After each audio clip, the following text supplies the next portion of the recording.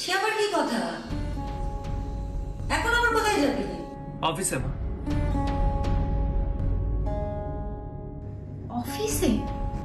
হ্যাঁ শ্যামা, শিবাকে আজ আমি একটু অফিসে নিয়ে যাব। কিন্তু আমি আপনাদের অফিসে গিয়ে কি করব?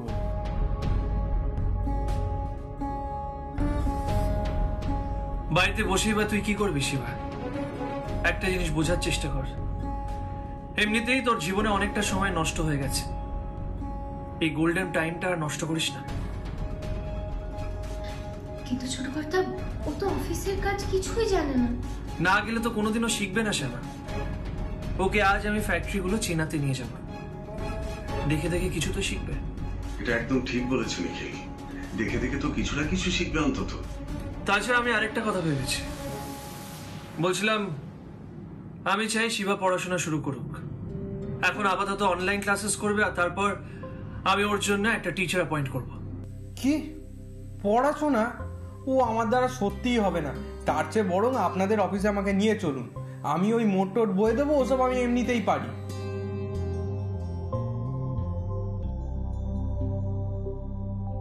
ও মা, দেখেছো? হ্যাঁ, যেই লেখাপড়ার কথা বলেছিস নিখিল, অমনি বলে কিনা মোট বইবে।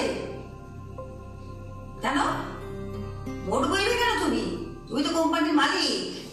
মালিক কখনো মোট বলায়? হ্যাঁ, তুমি তো গাড়ি থেকে নামবে, ছড়ি ঘোরাবে, লেখাপড়া শিখে অন্য কর্মচারীদের কাজ করাবে, তা না বলছে মোট বইবে। কি বলো? আচ্ছা দাদু ভাই, কোনোদিন কোথাও শুনেছো যে মালিক মোট বয়?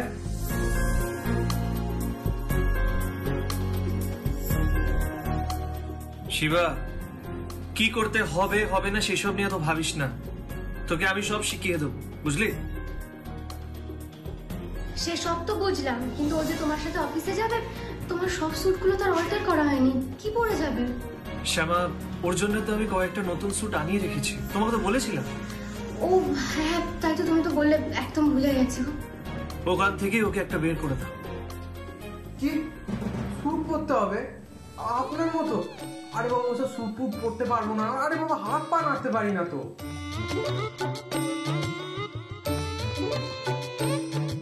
যেখানে যেটা মানায় সেখানে সেটাই পড়া উচিত, আর অফিস যেতে গেলে স্যুটটাই পরতে হবে, বুঝলি? আর আই এম শিওর তোকে ভালোও লাগবে। কিন্তু আমার তো অভ্যেস নেই। অভ্যেস নেই তো কি হয়েছে? দুদিন পড়লে সব অভ্যেস হয়ে যাবে বাবা। আরে তাহলেও এরকম বললে তো হবে না শিবা। দেখ, তোর বাবা কত শখ করে কিনেছে বলতো তোর জন্য। এখন যদি তুই বলিস পড়বি না, তাহলে কি হয়? ওগুলো তোকে পড়তেই হবে।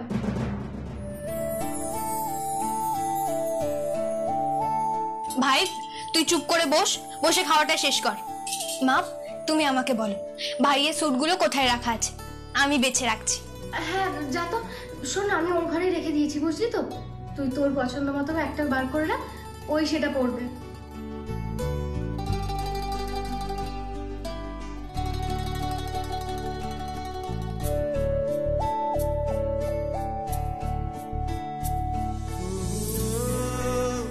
মা, তোমরা যখন সবাই এখানেই আছো, তোমাদের একটা কথা আমি বলে দিই। আবার কি কথা বলেনি? তুই কথা বলবো বললি আমার বুকের ভেতরটা ধরপ ধরপ করে। কি কথা? কোথায় আবার কি সমস্যা হলো? এই রে, লোকটা কি কিছু জানতে পেরে গেল নাকি আমার ব্যাপারে?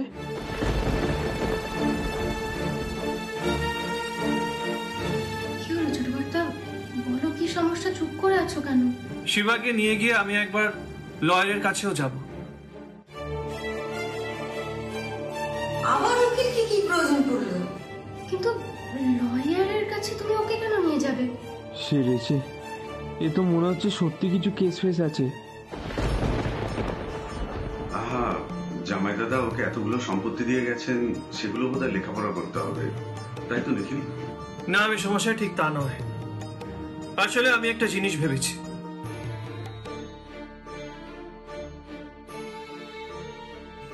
ভেবে নি? তুই আর ভাবনার কথা বলিস না নিখিল। রোজ নিত্য নতুন এক ভাবনা আর নিত্য নতুন এক অশান্তি। হ্যাঁ, রোজ রোজ এর ভাল লাগে না বাবু। তার চেয়ে সংসারটা যেমন চলছে সেরকম চলতে দে না। মা, যা ভেবেছি এইসব অশান্তি থামানোর জন্যই ভেবেছি। তুমি তো দেখছো দুদিন ধরে বর্দা ভাইয়ের মন মেজাজ কিছুই ভালো নেই। বর্দা ভাইয়ের মতো এরকম একটা প্রাণোচ্ছল মানুষ এরকম চুপচাপ, আমি এটা একদম দেখতে পারছি না মা। জানি মন খারাপ হয়েছে তো, গুমড়ে বসে আছে, অভিমান করেছে বাবার ওপর। সত্যি তো, দোষ তো ওর নয়, আমি তো আমার ছেলের দোষ দেব না, দোষ সমস্ত ওর বাবার। মানুষটা চলে গেল, যাওয়ার আগে এমন একটা দলিল বানিয়ে দিয়ে গেল যে ত্রুটিতে ভুলে ভর্তি। এরকম একটা অন্যায় ও দূরদর্শিতার পরিচয় দেবে আমি জানি না, মানে কি করে উনি এটা করতে পারলেন। একদম ঠিক বলছো মা, যেটা আমি নিজে মেনে নিতে পারছি না সেটা আমি বর্দা ভাইকে কিভাবে মেনে নিতে বলবো? তাই তাই এর একটা বিহিত হওয়া দরকার। বাবার উইলে তুমি কি বিহিত করবে বলো তো? তাছাড়া সম্পত্তিতে তো তোমার নামও নেই। দেখি একবার চেষ্টা করি। মির্জা ভাই এখানে থাকলে আরো ভালো হতো, তাহলে ঠিক করে ডিসকাশনটা করা যেত। কিন্তু ওই পুরো ব্যাপারে বর্দা ভাই আঘাত পেয়েছে মা। আমি আজ বর্দা ভাইকে ডাকতে গেছিলাম, বর্দা ভাই বললো যে কোথাও যাবে না, অফিসেও যাবে না। তো বর্দা ভাই এটাও বললো যে বর্দা ভাই কোনোভাবেই বিশ্বাস করতে পারছে না যে বাবা এরকম একটা বিল করতে পারে।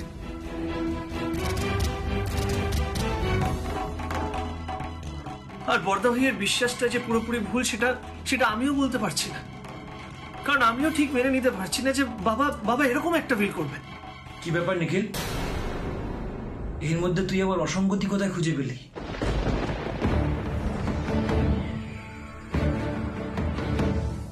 এই তো মেজদা ভাই তুই এসেছিস, ভালো হলো। দেখ নিখিল, আমি বাইরে থেকে শুনলাম বর্দা ভাই মন খারাপ করে বসে আছে বলে তুই খুব চিন্তা করছিস, কিন্তু আমাদের বাস্তবটা তো বুঝতে হবে। আমরা তো আর বাচ্চা নই। বাবা যেটা যেটা উইলে লিখে গেছে সেটা আমাদের মানতে হবে। ডোডো তাতানের কি দরকার আছে বলতো সম্পত্তির? ওরা তো প্রতিষ্ঠিত, ওদের কি টাকা লাগবে?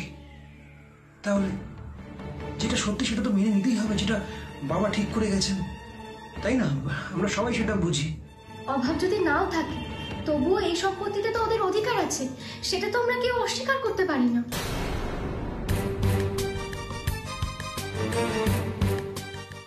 ভুল শ্যামা, এটা কিন্তু ভুল।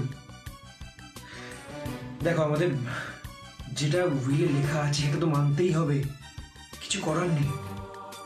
বাবা যখন উইলে পরিষ্কার লিখে গেছে যে সম্পত্তির মালিক শিবা হবে, তাহলে তো আমাদের কিছু করার নেই, এটা তো আমাদের মেনে নিতে হবে।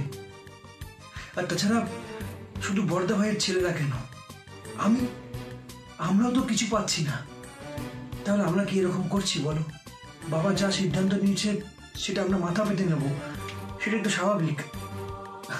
আমাদেরও কিছু পাওয়ার নেই। সেখানেই তো আমার দ্বন্দ্বটা। বাবা তো শিবাকে দেখে অব্দি নি, তা ওর নামে পুরো প্রপার্টি কেন করলো সেটাই আমি বুঝতে পারছি না।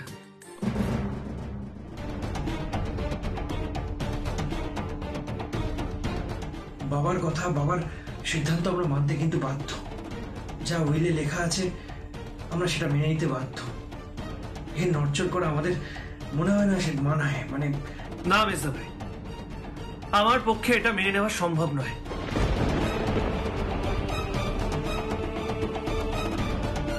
কিন্তু তুই তো কিছু করতে পারবি না নিখিল। আমি হয়তো কিছু করতে পারবো না মেজদা ভাই, কিন্তু শিবা তো করতে পারবে।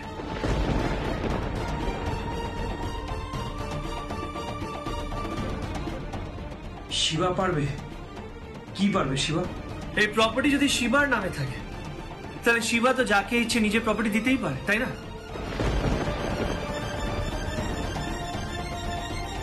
শিবা আবার কাকে দেবে? মানেটা খুব সিম্পল মেজদা ভাই, বাবা যদি নিজের নাতি নাতনিদের মধ্যে পুরো প্রপার্টি ভাগ করতে চায় তো সেটাই হবে, কিন্তু পুরো প্রপার্টি 5টা সমান ভাগে ভাগ হবে, বুঝলি? আর সেই কাজটাই শিবা করবে।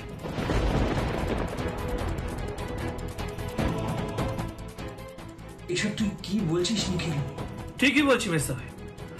হয় এই প্রপার্টি শিবা, কৃষ্ণা, ডোডো, তাতান আর মুন্নির মধ্যে ইকুয়ালি ভাগ হবে, নইলে নইলে নইলে এই পুরো সম্পত্তি শিবা আমাদের মায়ের নামে লিখে দেবে।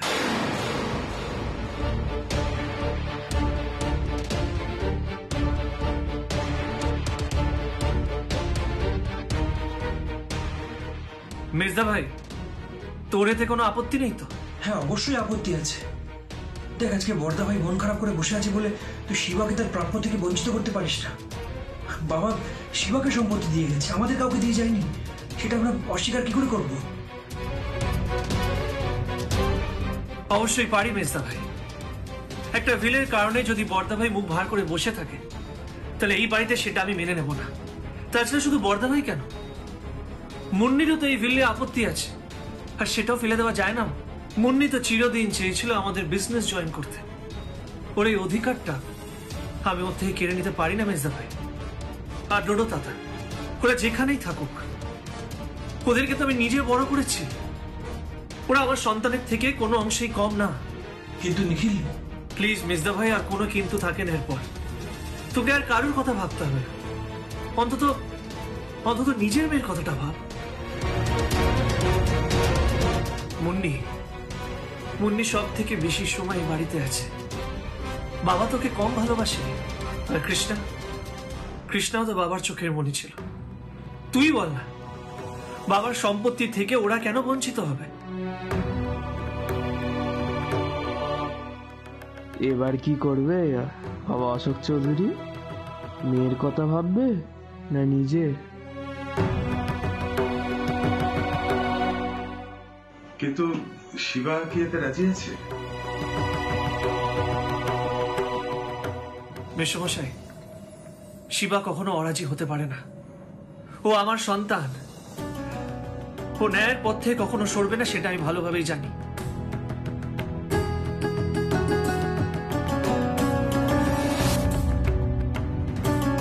ঠিক বলছি তো শিবা? হ্যাঁ হ্যাঁ হ্যাঁ।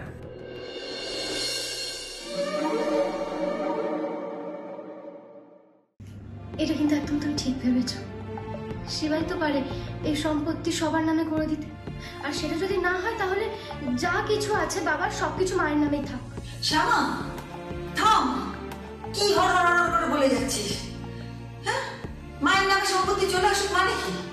না না না, ওসব আমাকে জড়াস না শ্যামা, না নিখিল, এসব আমাকে জড়াস না।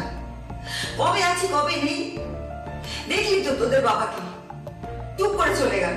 হ্যাঁ, যাওয়ার আগে এমন একটা দলিল দিয়ে গেল যে অশান্তি ভোগ করে যাচ্ছি আমরা সবাই। এখন আজ আছি কাল নেই, তারপরে এই সম্পত্তি নিয়ে আচ্ছি মারামারি কেউ কি হোক নাকি, সে অপর থেকে দেখি শান্তি পাবো?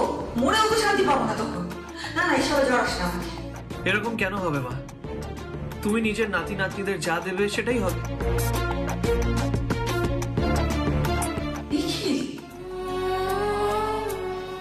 তুই বাবা, তুই এগুলো কি করে বলছিস?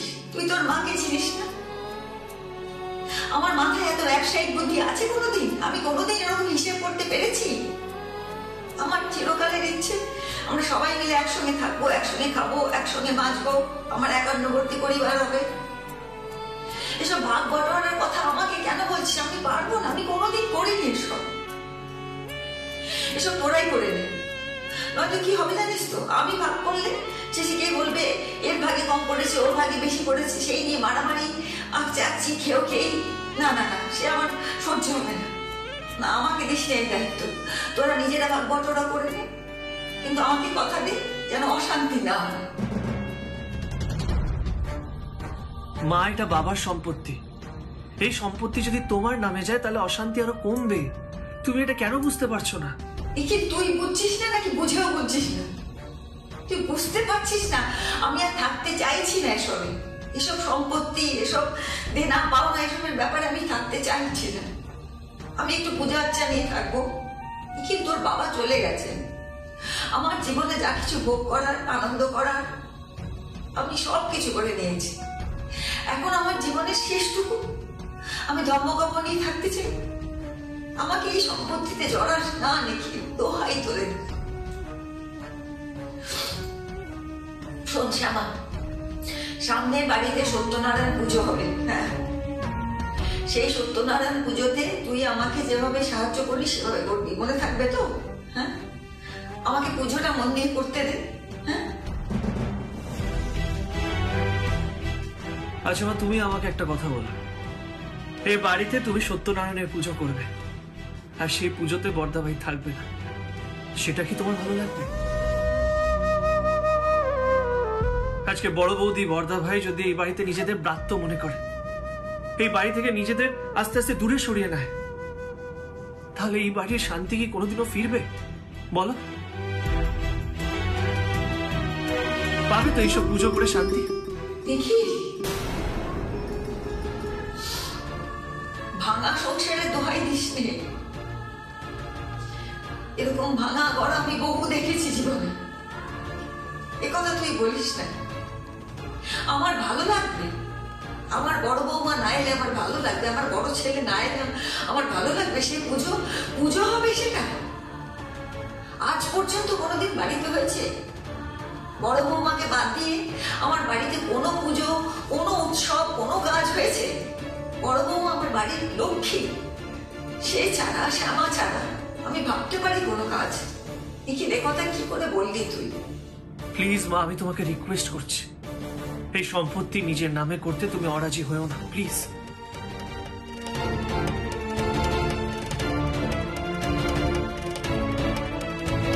দোহাই তোর দেখি, তুই আমাকে রাজি হতে বলিস না। ওভাবে রাজি হওয়া মানে আমার গলায় কাঁটা বেঁধার মতো। আমাকে একটু ধর্মকম্পনি থাকতে দে না। কেন আমাকে এই ভাগ বটোয়ারা, সম্পত্তি, দেনা পাওনা, এই ব্যবসা, এসবের মধ্যে কেন টানছিস? এসবের বয়স কি আমার আর আছে? এই ওসব তোরা কর। শুধু তোরা 3 ভাই মিলে আমাকে কথা দিস, 3 বউ মিলে আমাকে কথা দিস যে বাড়িতে যেন সম্পত্তির ভাগাভাগি নিয়ে অশান্তি না হয়, চৌধুরী পরিবারে যেন এইরকম নোংরা মারামারি খেয়ে না হয়। ব্যাস এটুকুই, তোরা ভাগ করে নে। আমি জানি তোরা যে দায়িত্ব নিবি সে দায়িত্ব নিষ্ঠা ভরে পালন করবি। আর আমার সম্পত্তি, আমার সম্পত্তি তোরা, তোরা আমার 3 সন্তান, আমার 3 বৌমা, আমার নাতি নাতনি, ব্যাস এ তো রাজ ঐশ্বর্য আমার। আমাকে ওইসব ঐশ্বর্যে টানিস না, আমার ঐশ্বর্য পাওয়া হয়ে গেছে। কিন্তু মা, এইভাবে সবাইকে ভাগ করে দেওয়াটা... এক সেকেন্ড মেজদা ভাই, তুই কেন আপত্তি করছিস সেটাই তো আমি বুঝতে পারছি না। তুই তো নিজেই বলেছিস এইসব সম্পত্তিতে তুই এক ফোঁটা ইন্টারেস্টেড না।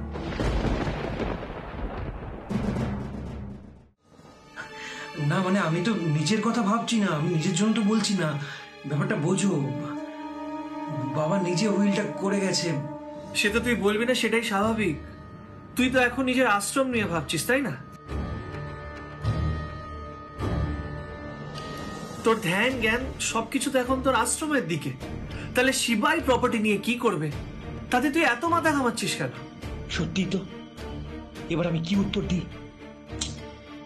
না না, বেশি কিছু বলবো না, নিখিল আবার সন্দেহ করে ফেলবে। আসলে কি বলতো, আমি তো কখনো মা বাবার জন্য কিছু করতে পারিনি, তাই ভাবছিলাম এই বাবার শেষ ইচ্ছেটা যদি জোর দিয়ে একটু পূরণ করা যায়। তাই জন্যই এতবার করে বলছিলাম আর কি। আমার কি স্বার্থ আছে বল? তোরা ভেবে দেখ, আমার তো কোনো স্বার্থ নেই, আমার তো আর কিছু পাওয়ার নেই। কিন্তু বাবার যেটা ইচ্ছা ছিল সেটা যদি পূর্ণ হতো, বাবা শান্তি পেত, এই আর কি। ঠিক আছে, দেখ কি যেটা ভালো বুঝিস তোরা। আমি আর কি বলবো, আমি তো কখনোই কিছু করে উঠতে পারলাম না কারোর জন্য। দেখ মেজদা ভাই, বাবা খুব বড় মনের মানুষ ছিল, দূরদৃষ্টি সম্পন্ন। কিন্তু বাবা কোন ভাবনায় যে এই উইলটা বানালো সেটাই আমি বুঝতে পারছি না। আর আমি যতটুকু দেখতে পাচ্ছি, বুঝতে পারছি, এই বিলের ফল আমাদের আমাদের পরিবারের জন্য ভালো হচ্ছে না, তাই না? আর এটা তো আমাদের বাবাই শিখিয়েছে, 100টা ভালো কাজ করলেও একটা বাজে কাজ জাস্টিফাই করা যায় না, ভুল সংশোধন করতে হয়।